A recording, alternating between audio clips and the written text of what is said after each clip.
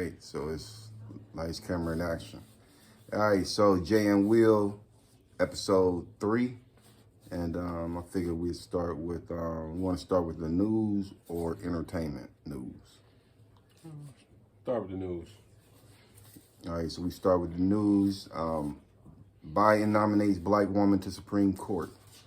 So Biden nominates Ketanji, right? Yeah, Ketanji Brown Jackson to be first Black woman to sit on the Supreme Court. This sets in motion a historic confirmation process for the first Black woman to sit on the highest court in the nation. Senate Democratic leaders hope to have a vote confirming Jackson to the court by mid-April. Jackson, 51, currently sits on D.C.'s federal appellate court. Man, that's pretty good. Also, I must begin, this is her statement. It's, well, part of her statement. I couldn't write the whole thing down, but she said, I must begin these very brief remarks by thanking God for delivering me to this point in my professional journey. My life has been blessed beyond measure, and I do know that one can only come this far by faith. Yeah, so what do you think about that? Well, she's very qualified, first and foremost. Did a little research on her. She's definitely qualified. I don't think nobody gonna have a problem with her. I think it's gonna be a no-brainer that she get nominated. But a lot of people gonna have an issue that she's married to a white man. That's gonna be the issue right there. Why would that be the issue though? Because people gonna feel like Black women marrying white. You know how that is, man. People gonna have something to say about that. Yeah, people probably gonna have something to say to that. Gonna be the dumb motherfucking people in the world. But other than that, I think a lot of Republicans gonna have something to say for the simple fact that I know if Trump, because Trump was able to elect. Well, I guess it's not elect them, nominate them, and then they have to go through the confirmation process and get elected by a majority, I believe. So I think Trump was able to do that about 3 or 4 times. That's like incredible for a president to be able to do something like that, because the people who sit on the Supreme Court are basically the people who make the most important laws. Absolutely, and they're there for laws life. Yep, exactly. So I think that her biggest obstacle as far as confirmation is going to be, Republicans, filibustering and having something to say, and having something to negative, trying to hold up the process so that she doesn't get elected. But I think she's so qualified, it's going to be very difficult for them to keep her out of there. Yeah, she's definitely qualified. I don't think she'll have a problem. I don't think they're gonna have a problem with that. Yeah, so I didn't even know she was married to a white guy, but something like that probably shouldn't even come up, to be honest. Yeah, they've been talking about it for the last couple of days. I've been hearing about it, but just critics, you know how they are. People gonna have something to say. I'm trying to find something to say, but. All right, so next thing as far as entertainment, Kanye versus Pete Davidson. Wow, this is incredible. Pete Davidson, he's that white guy who's been on Saturday Night Live. The one that's messing with Kim Kardashian? Yeah. Okay. Yeah. Pete Davidson is dating Kim Kardashian. Pete Davidson, an American comedian and actor, has been on Saturday Night Live since 2014. Davidson has also appeared on the MTV shows Guy Code, Wild and Out, and Philosophy. He has performed stand-up comedy on Adam Devine's House Party, Jimmy Kimmel Live, and Comedy Underground with Dave Attell, and guest starred in Brooklyn Nine-Nine. In 2020, he co-wrote and starred in the semi-autobiographical comedy drama film, The King of Staten Island. So I guess, now that this guy is dating Kim, but to be honest, I looked at some of the footage. When Kanye was like supporting Trump, this dude was really going in on Kanye. Rightfully so, because Kanye was saying some really silly things, I think, back then. But I definitely don't think him and Kanye were ever friends. But the fact that he's now dating his woman is probably just added fuel to the fire. Yeah. Most so definitely. Kanye just recently hosted his Donda 2 listening event recently in Miami. And I guess Donda is named after his mother. Yeah. Yeah, named after his mom. Beautiful woman, by the way. If you see that documentary on Netflix right now called Genius, but he got it spelled kind of funny. But it's a new documentary called Genius about his rise to fame, and they got some real good footage of his mom in that video. But what got a lot of attention was he sampled Kim's Saturday Night Live monologue at the start of his track. It's called Sci-fi. I married the best rapper of all time. Not only that, he is the richest black man in America. A talented, legit genius who gave me 4 incredible kids. West also took aim at the romance between Kim and Davidson in a track, Security. Well, the track is called Security, where he raps, "Never take a family picture off the fridge. Never stand between the man and his kids. Y'all ain't got enough security for this. Y'all ain't got enough security for this. I put your security at risk. I make your security acquit. Like, we don't get paid enough for this." Some lyrics? Yeah, those are lyrics to a song called Security. Kanye something else, man. Well, let me just say this, and then you just take off. I want to throw this last part in there. He said something about his fans, if they see Pete Davidson, to yell at him and scream at him and things like that, and he had to call that off because his wife was saying that it was making them unsafe. So go ahead. Yeah, well, Kanye just probably mad because she dating that man now. He been going kind of crazy about that girl. You know, although he got another girl too himself. He broke up with her. Oh, he broke up with that girl? Yeah, I think they broke up like Valentine's Day, and then she went online and was saying stuff like, "I was just using you for the clout anyway." Yeah, well, you know, it's just, you know, he going through some type of something. I don't know what it is. Well, he's been going through some type of something for a while. Yeah, for a very long time. Kanye. Yeah. So talented guy though, you know what I'm saying? When it comes to music, very talented guy. Just, you know, when he get that money, and I don't know what's going on with him. I think he probably has some mental issues going on that never really got addressed. His mom passed away, and I think before his mom passed away, he had some things going on. If you watch that documentary, like something was underneath the surface there, man. It just wasn't right. But he's damn sure a genius. I ain't gonna take that away from the man. He got some talent, man. He just ain't utilizing it right. Damn sure talented, man. One of those things we be talking about how people is in position of power and authority, and they don't even really know what to do with it, though, man. I mean, he making money, he doing him, you know. But come on, bro, just I don't know. That's hard. I don't know what's up. Yeah, well, some of the stuff that's been coming out was that he was hiding outside the bushes outside of Kim's home. Probably was. Also, something about he bought a house right across the street from her just so he can keep an eye on her. Probably did. You know, so he's been probably did. I don't think they lying on him. I don't think they lying. You know, what we witnessing. Bullshit, Kanye, man. Yeah, but really, man, to be honest, oftentimes this is like what happens. And the man right love before. That girl, man. He really love that girl. He acting like he don't love that girl. That's his problem. So you acting like you don't love that girl, Mr. Kanye West. You know you love that girl, man. And you run around here acting a damn fool. Now you know now she done left you for somebody, an ordinary guy, don't have much money as you, and now you want her back and don't know how to get her back. But it ain't about the money. It's about how you treat her. Yeah, exactly. And how you make her feel. Exactly. So you got a dude who has a fraction of the money that you have, a fraction of the potential to earn that kind of money that you have, and your woman is secure with him. Exactly. He's not no ball player. He's not no big guy. He's not like considered a heartthrob, so to speak. He actually, when you look at him, you might think that he might look like he's sick. I'm not trying to be funny. That came up. I mean, when you look at him, it looks like Boosie Badass. Like you look at him, you could tell he done dealt with cancer. You could tell that he done dealt with a lot of health issues. I think he's diabetic. Yeah. You know, his eyes are red, the white parts of his eyes. But when you look at this dude, he's very pale, gaunt looking. You know, but he pulled your girl. Yeah, definitely got his girl. So definitely got your girl. You over here acting crazy now. Kanye, man, tighten up, man. Tighten up. Mad respect to Kanye though, mad respect. But it's like his domestic violence playing out in real life. And to be honest with you, this is how a lot of people end up getting hurt.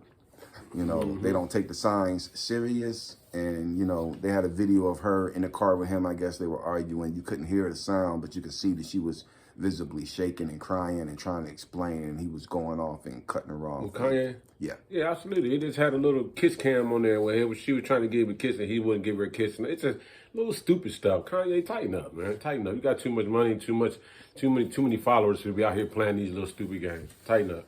Yeah. Tighten up. All right, well, moving on from that, you know, Pop Smoke update.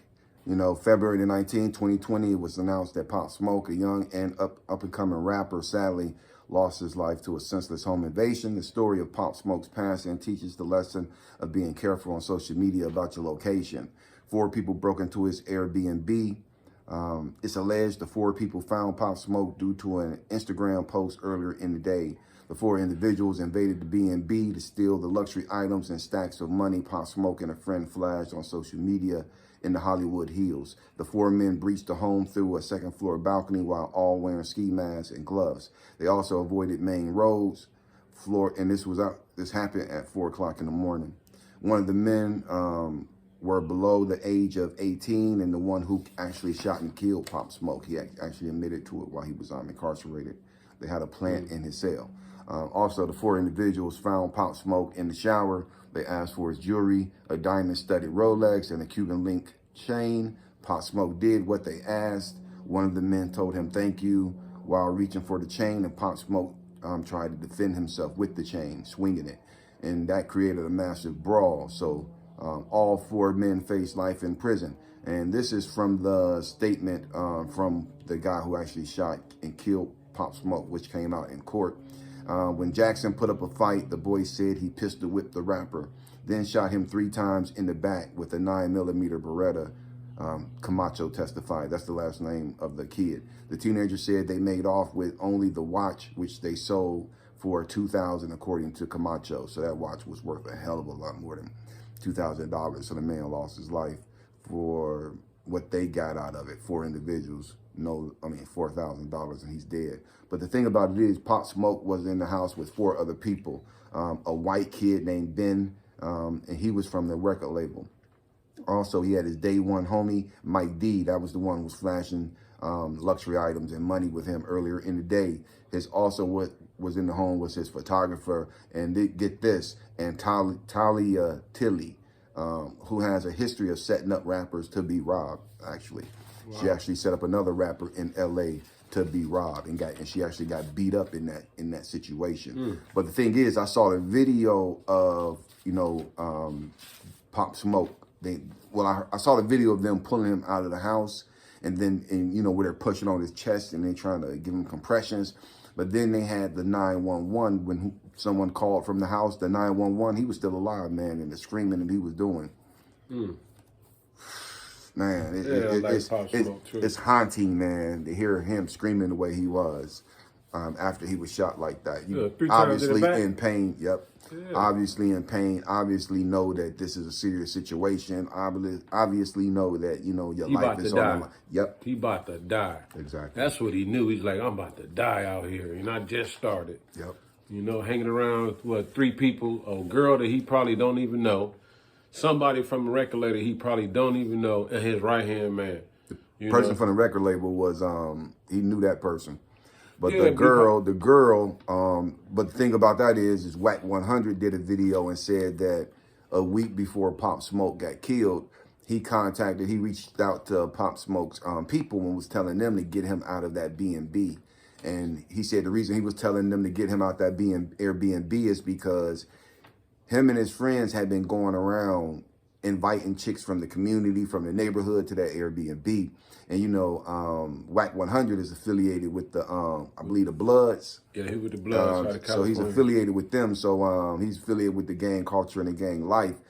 And what he was getting word back, he was actually out of the country at the time, and he's big in the music industry also. And he was getting reports from his young homies that, hey, we was just up at the house, the young girls, the young chicks, the young ladies, that they hang with, the gang members were saying, hey, they was just at the crib with Pop Smoke. So he said he was getting on the phone trying to tell Pop Smoke's people to get him out of there because in L.A., in gang culture, that's how people get killed. And we know how that goes. He said what happens is you invite someone like those chicks, those young girls to your place, and it's not really them, it's the people they hang around. And so they somewhere telling or bragging to somebody, and then you got the OGs sitting there saying, oh yeah, how much money they got? You seen any guns? They got any security? And when they get the information that they need, they go ahead and do the robbery. Thirst trap. That's life. It's definitely life, man. But it's like, you want something that the next man got. That's what that is right there. We didn't experience that all our life, though. So I can sit back and reflect on it now. Just hearing that story right there, It doesn't surprise me at all. Pop Smoke was a young guy coming up. I mean, he made one album. I think it was just one album he I'm made. not for sure. I mean, he. I don't even think his album had came out. I think 50 did his album for him after he died. But I think he had just had some success with some singles or some records. Yeah. I don't think he had one record out while he was alive. But that's crazy though, man. You out here in California playing them games, and you don't even know you're not even familiar with your environment. So I mean, but it's tragic. It's tragic, very tragic. But them guys gonna get what they got coming though, for sure. That's for sure. They're probably gonna get life, most likely, for an incident like that. Yeah, well, the fact of the matter, if nothing else, people should learn not to be online talking about how much money you got. You should never be online bragging and flashing your watches and flashing other shit, because it just goes to show us some people come and put you in the ground to get that. They don't care nothing about you. Yeah, for sure. They don't care nothing about you. They don't care nothing about you being famous. They went and sold that watch for $2,000. Yeah.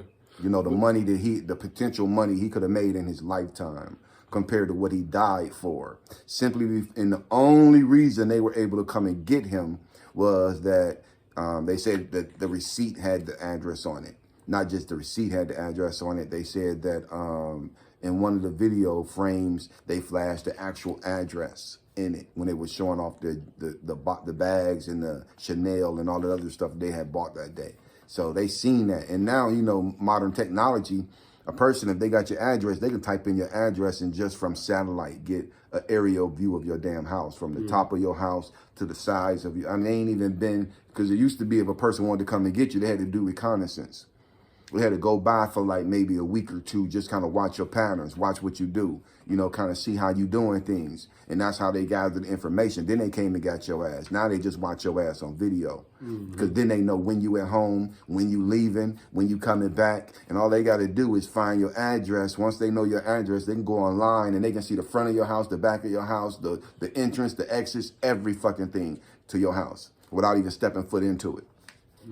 So yeah, it's just he was best. out there, but you say he was out there bringing people to the house anyway, so this wasn't no secret. I mean, that's another thing. Yeah, it wasn't no secret to where that's he was another at. thing. Yeah, so he was just slipping. So the fact that he was even just bringing people he didn't know, he wasn't comfortable with or familiar with, and not just that though, the places that they were going, you know, he was advertising wealth.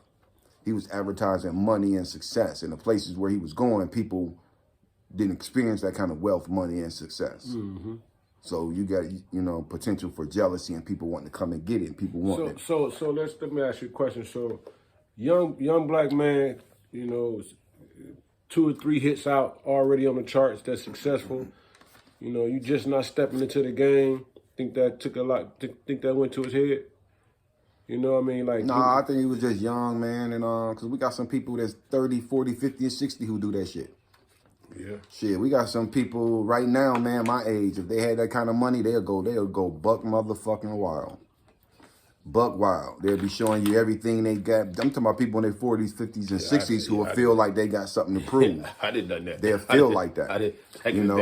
And it's only the grace of God somebody didn't put you to sleep. Yeah, for sure. Because there's really people out there who prey on people. They don't care nothing about you. Yeah.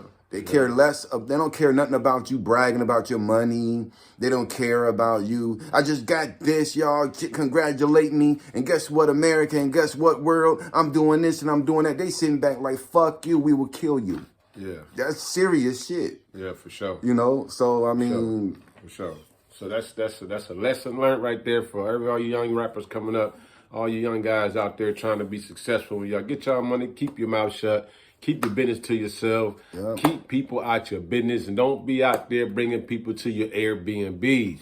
It's an old school lesson, to be honest with you. It's a lesson that they promoted during World War II. It was called loose lips sink ships. Yeah. And the reason they came up with that idea of loose lips sink ships is because it was a war in the ocean with the Marines and with the Navy. And what was happening is boats were being sank. Military vehicles ocean liners, not ocean liners, but war vehicle ships were being sunk. And so it was all about espionage. And the thing about, you never knew who was a spy. And Germany had all kind of spies in the U.S. And the government just infiltrated all through the United States of America.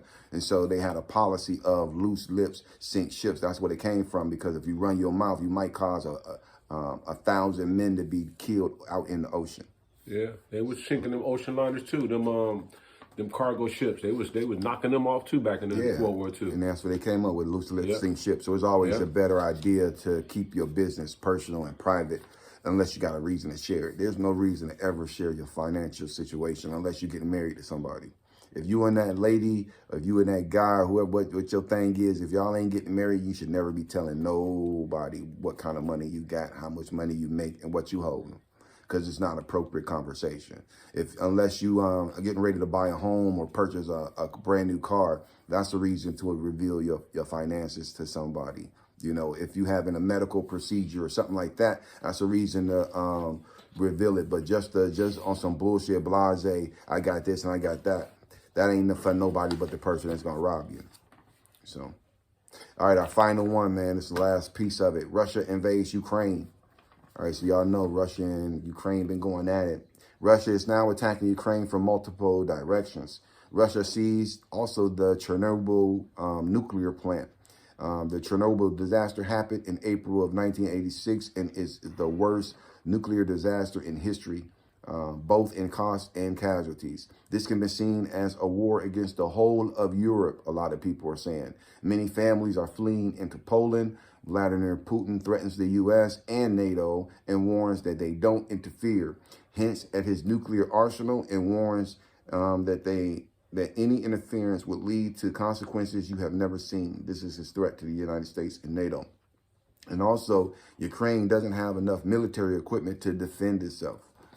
And not just that, Biden administration just announced today, just came out today, so this is like today news. Biden administration wants Congress to provide $6.4 billion to pay for an initial. This is just a drop in the bucket. So this is just the initial, which is $6.4 billion U.S. response to Russia's invasion of Ukraine, with much of it for military and humanitarian assistance in the region.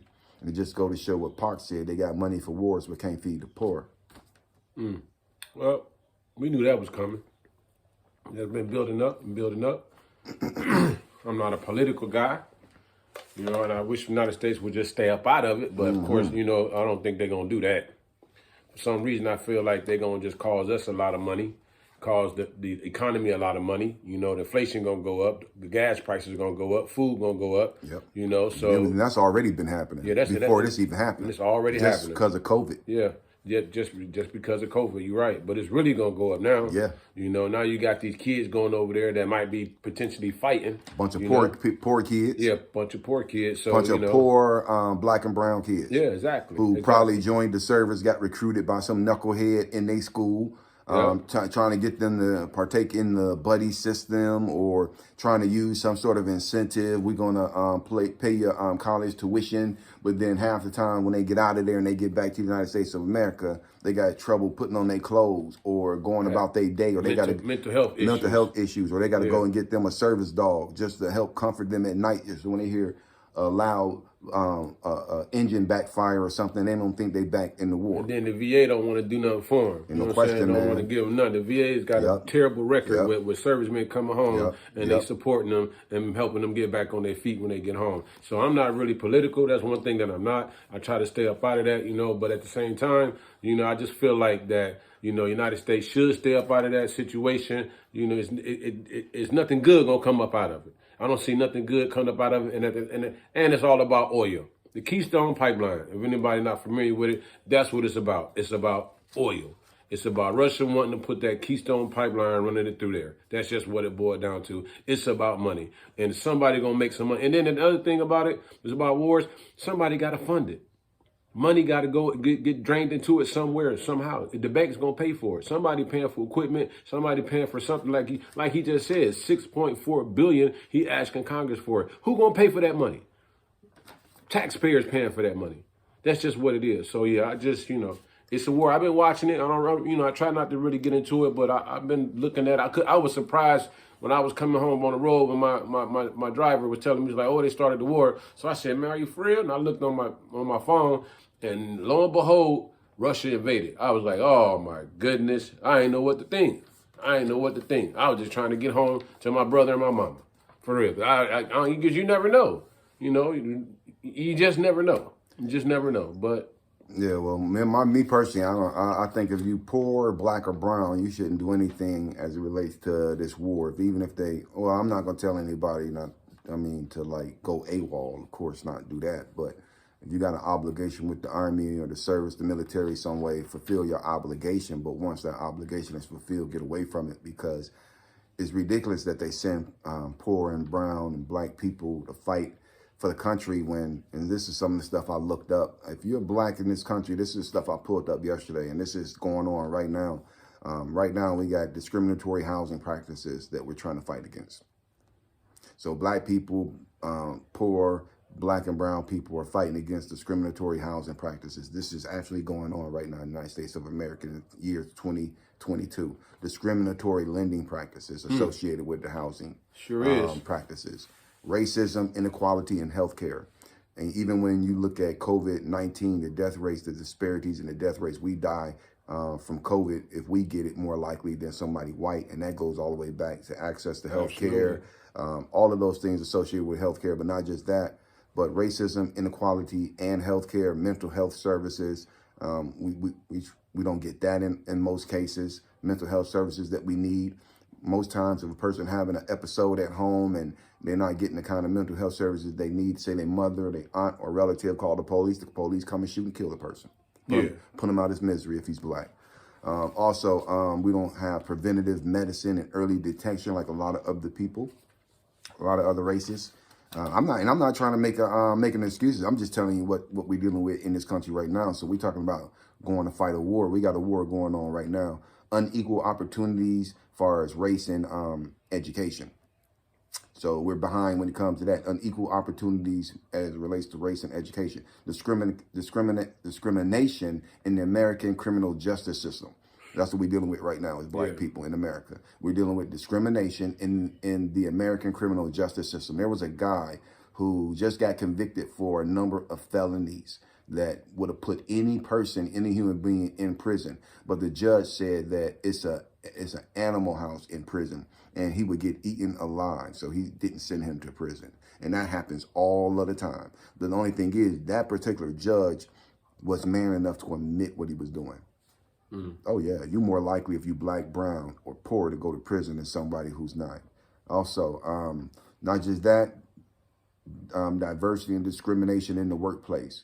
You know what I'm saying? So that's another thing that we deal with. So one of the questions I saw in an article, they were asking the question, why is there low life expectancy in the black neighborhoods? All this stuff I mentioned before this, that'll answer that question. So I don't even know how someone would even ask that question. Why is there a low life expectancy in black neighborhoods? So if you live in black neighborhoods, your life expectancy is because they got liquor stores. They got gun stores on every corner. It's just we don't own none of them, so they just put those negative vices in our neighborhood. We 12.9% of the population, but we 87% of the prison population. So that just tells you something right there. Just think about that. We 12.9% of the American population, but we comprise over, I want to say, to be more accurate, about 70% of the prison population. How could that be? The numbers just don't add up. So that's the way that can be is because we as black people, even those of us who are 30, 40, and 50 and 60, we're caught up into this bullshit about these entertainers and these athletes and shit, because you got 50-year-old men motherfucking jocking these young ass college athletes or sitting in the fucking barbershop with their old ass, talking up a goddamn athlete or a football player or a fucking young ass basketball player when they asses can't even go take a fucking knee when somebody black gets shot in their goddamn community. But we're going to look at them like they athletes and we're going to praise them with our old asses. And then we're going to run around here and say that we in fucking gangs or that we associate with gangs when you 50, 60, 70 years old and you talking about the fucking gang culture at your fucking age. That's why all of this shit happened to us. because we failures when it comes to reaching back to these young ass kids, and we easily distracted by a bunch of bullshit. We look up the football players who don't own a fucking league, don't own a fucking team, and they lucky if they promote you to be a fucking quarterback or a coach. Yet and still, we sit there every fucking Sunday and lose our minds over that shit. Yeah. Every fucking Sunday. Let me tell you, let me drop some more stuff. They didn't pass the Voting Rights Act. They didn't renew that, okay? That's another thing they played us on. Let's talk about water for Flint, Michigan. We finna go to fucking war. We finna go send some billions of dollars. In Flint, Michigan is still, hurting when it comes to water. They put lead in the water to save money. Black Lives Matter and Antifa march while unarmed black men and women and children were being shot, and the National Guard were armed. They came out and they engaged protesters. These truck drivers, they talking about coming here to the United States of America. They've already made an announcement that the National Guard will not be armed, and they are there for keep the peace. That's the difference. That's the difference. That's why we get treated the way we get treated. A recent study said that people of European descent are more likely to gain entry into the U.S. opposed to black and brown people. So even when it comes to black and brown people, us coming into the country, we still don't get a fair shake. And right here in Fort Pierce, right out at the fucking inlet, about 34 people drowned about a month and a half ago, who were Haitian people who were coming from Haiti, and they were trying to come into this country, and they didn't make it. Had only one survivor, one dude who survived that whole incident, and I'm sure they sent him back. But that's the difference between us and the difference between them. So while everybody feel as though this war is the end of all ends, let me wake up, y'all. It's already we've been last. We've been last. They'll take your child. This is how much disrespect they have for us. Your child acts, your 8-year-old starts acting out in school. I seen 3 police officers take and handle a 8-year-old black little girl and handcuff her. Slam her. And handcuff her and take her down to the police station and hold her until her parents came. They don't do that with any other kids. Yeah, I done seen the police officer come there and slam a child. Go to school and slam the child on her head. I don't even know how they even let that get that off. And he still got his job. So yeah, it's already a war. It's been a war. It's been a war for a long time, but see, we just don't, we just blind. We run around here just like with blinders on, like you don't know what the fuck going on. But he right. Absolutely right. Absolutely right. If you black, brown, or poor, you should not be fighting in this war. And if you by any chance have an obligation with the military, serve your obligation, fulfill your obligation, then get your ass out of there.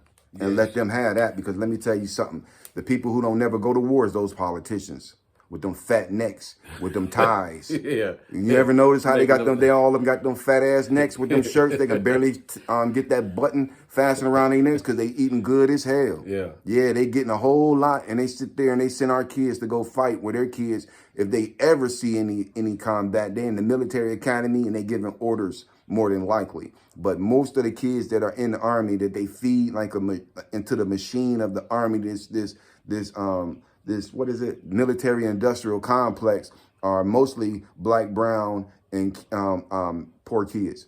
Remember a few years ago when that black kid got blown up over there somewhere over on the African continent, and they had to find pieces of his body. And remember Trump called the wife and basically disrespected the wife. I can't even remember, it was so many years ago, but I'm just saying he fought in the military. He was blown up fighting for this country. They actually dismembered this man, and they had to have a closed coffin. But just the fact, the way he was treated opposed to other military people. He was a young guy too, and his wife was very young. It's very sad. I'll put the link in the video once we post the video. But yeah, that's just what we up against. So we've been in a war. You already in the war if you black. Yeah, we definitely are. But and we need to just start recognizing that, because I definitely recognize it, because I'm on the road every day dealing with the same thing. So I'm dealing with this every single day, even when I'm driving my truck and I'm on the road, and it's only a handful of African Americans or black men is out there driving these trucks, and we out here gotta argue with I don't even argue with them. I already know what it is. I don't play no games with them. I already know what it is. But y'all just keep your head up, though. keep your head up and just stay focused and watch what's going on around you. That's what all I can tell you. That's the advice I want to give y'all, because it's a race against time. And I ain't talking about on your feet. I'm talking about with people. You know what I'm saying? So that's just what it boiled down to. But yeah, this is the end of this episode. We appreciate for y'all from tuning in. We want y'all to like, share, subscribe. Like, share, and subscribe. Y'all got to start liking, sharing, and subscribing, man. Yeah, just don't watch the videos. If y'all take the time to watch this video, if you didn't got this far in the video, like it, share it, and subscribe. You know what I'm saying? Fight against that hater stuff, man. Fight against it, man. That's it. You know, I had to purge myself of it. Trust me, all of us got a little bit of it in us. We can't help it, man, because we've been conditioned to feel a certain way when it comes to our own and each other. And we got to get out of that mindset, man. We got to make sure that everybody's succeeding. We got to support each other. My cousin, man, Sylvia Jackson. Let me give a shout out to my cousin, Sylvia Jackson. You know, I saw online the other day, she was advertising these, because, you know, she got a few little hustles. She doing some arts right now. I saw her doing some lettering and some other things. She's just like my brother. I mean, she's entrepreneurial, you know, and she go out there and she get it. And she was advertising that she had these controllers for the Xbox video game. And probably about 2 weeks ago, I was thinking to myself, you know what, I got to get me a new controller. You know, my controller ain't working. Right. And I just kept putting it off because, you know, I didn't go to Walmart. I didn't want to make the drive to Walmart to go get one. So I kept putting it off. And then I thought about it and I seen her advertising. I said, cuz, how much? And she told me how much. And I'm like, damn, you know, that's my people's. I'd rather get it from her. Hell yeah. You go to Walmart and get it. I don't care if I pay a little bit more with her. Yeah, for and sure. Actually, I think I paid less, to be honest with you. But even if I had to pay a little bit more, it's the support of somebody you personally know. And that's the mentality we as black people have to get into, is that we got to start forcing ourselves into a new pattern of supporting each other. Because let's just be honest. The black community doesn't have the support that it should or that it needs to be as successful as we need to be, because if we were supportive of each other all the time, every time, all of us would be a whole lot further than we would be by ourselves. Absolutely. Absolutely. With that being said, we'll see y'all next week, same time. You know what I'm saying? Y'all stay up. Keep y'all heads up. God bless y'all. Until then, peace. Peace.